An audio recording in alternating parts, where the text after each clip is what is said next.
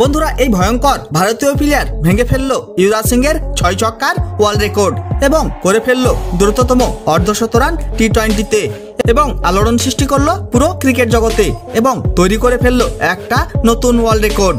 আপনারা যদি জানতে চান যে কে এই ভয়ঙ্কর ভারতীয় প্লেয়ার যে ভেঙে ফেললো युवराज সিংয়ের ওয়ার্ল্ড রেকর্ড, তাহলে বন্ধুরা ভিডিওটি লাইক করে চ্যানেলটাকে সাবস্ক্রাইব করে রাখুন। বন্ধুরা টি20 ওয়ার্ল্ড কাপ 2007-এ युवराज সিং স্টুয়ার্ট ব্রডের বলে হাঁকিয়েছিল 6 বলে পরপর 6টি ছক্কা এবং 6টি ছক্কা হাঁকিয়ে তৈরি করেছিল একটা নতুন ওয়ার্ল্ড রেকর্ড এবং সেই ম্যাচেই করে ফেলেছিল দ্রুততম অর্ধশতরান युवराज সিং।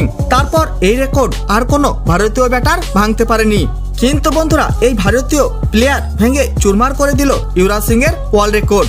বন্ধুরা শহীদ মুস্তাক আলী ট্রফির একটা ম্যাচ খেলা হয়ে গেল অরুণাচল প্রদেশ এবং রেলওয়ের মধ্যে এবং এই ম্যাচে প্রথমে ব্যাটিং করে রেলওয়ের টিম 246 রানের বিশাল স্কোর করে ফেললো 5 উইকেট হারিয়ে 20 ওভারে।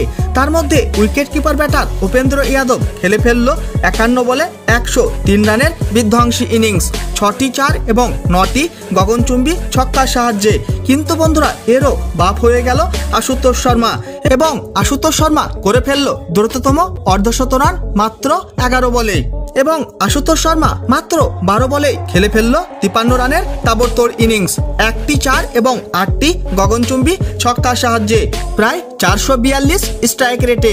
আপনারা যদি 1টি 4 এবং 8টি ছক্কাকে টোটাল করেন তাহলে আশুতোষ শর্মা খেলে ফেললো 9 বলে 52 রানের ইনিংস। তারপর এই রান তাড়া করতে এসে রেলওয়ের বোলারদের ভয়ঙ্কর বোলিংয়ের সামনে আত্মসমর্পণ করে ফেললো অরুণাচল প্রদেশের টিম এবং মাত্র 119 রানের মধ্যেই করলো অরুণাচল প্রদেশের পুরো টিমকে 18.1 ওভারের মধ্যে অল আউট রেলওয়ের বোলাররা এবং খুবই সহজেই এই ম্যাচ 127 রানের বিশাল বড় ব্যবধানে জিতে নেয় রেলওয়ের টিম। আর এইভাবে যদি বিধ্বংসীভাবে ব্যাটিং করতেই থাকে আশুতোষ শর্মা তাহলে সে খুবই অল্প সময়ের মধ্যেই ভারতীয় দলে সুযোগ পেয়ে যাবে। বন্ধুরা আশুতোষ শর্মাকে কি ভারতীয় দলে সুযোগ দেওয়া উচিত কি উচিত নয় অবশ্যই কমেন্ট করে জানিয়ে দেবেন আপনাদের মতামত।